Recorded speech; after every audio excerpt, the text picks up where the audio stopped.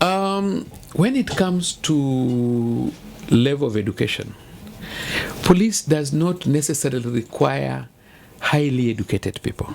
Police require highly intelligent people, and that is why we used to go for what we call we used to do a lot of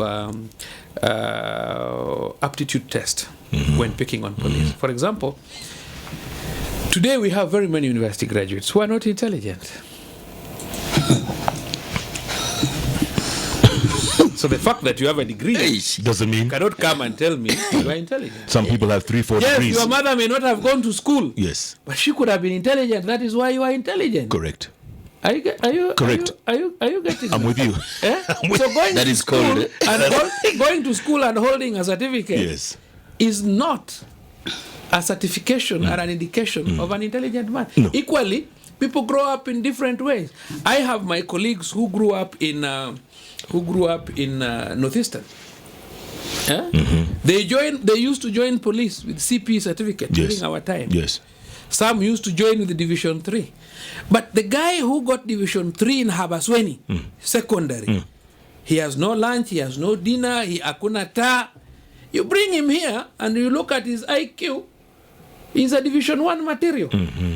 Are you getting it? Yes. The fact that he got Division 3 in Habasweni does not mean that you got Division 1 in Alliance and your father Jeff took you to these top schools here in Nairobi.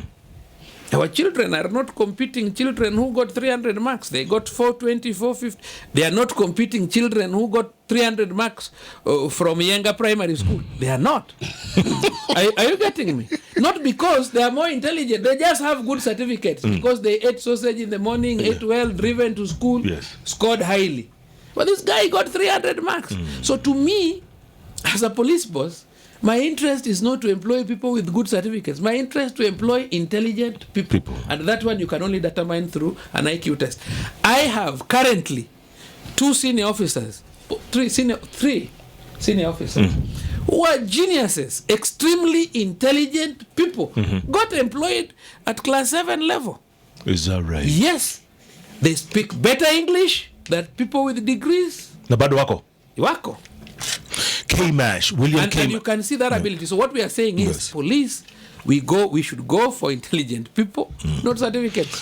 William K-Mash says, I do like his mind, meaning Charles Owino. We need people like you, sir. And then 16 till I die is insisting. What are you doing about these officers? Is it the job is too strenuous? What is it? Do you offer counseling for these officers who are, troubled? We do offer counseling, but also you remember, police, we need the public. Policeman, you cannot even go on strike. It is immoral. Yes. Kuna kazi, it is, let me tell you, a doctor, a policeman, those are people who should not go on strike. And journalists? No, journalists can go. But police and daktari should never go on strike. It's immoral.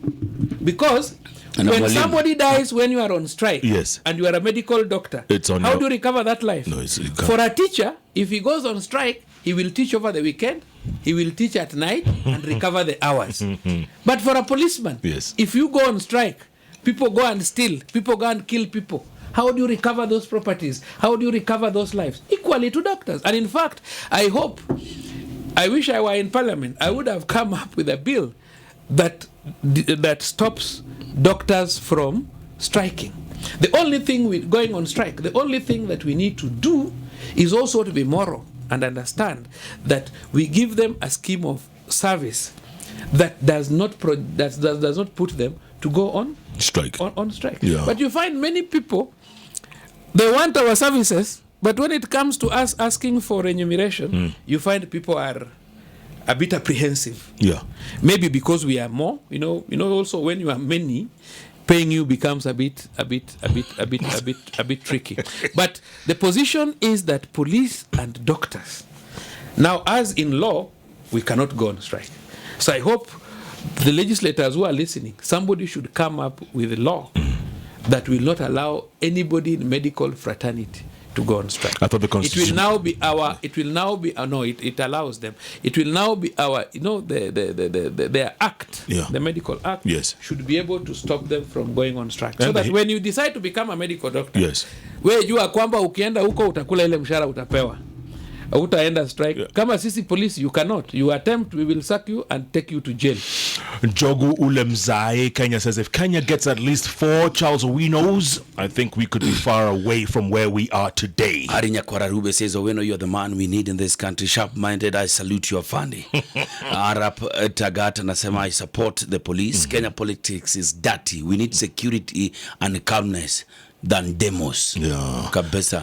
Angela says, I thought he is now the deputy IG. You are. You're assistant inspector general, right? Yes, I am. Is that the same as deputy or? No. There's a deputy. There are only 3 deputies. Go on.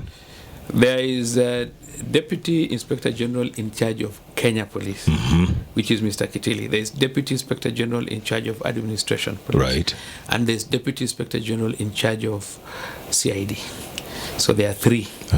And the Inspector General. Right. Now the remaining ones, we have Senior Assistant Inspector General, a few guys, like 9 guys, like the Principal Deputy to those DIGs. Okay. Now the next level is Assistant Inspector General. And what about GSU? What does that fall under?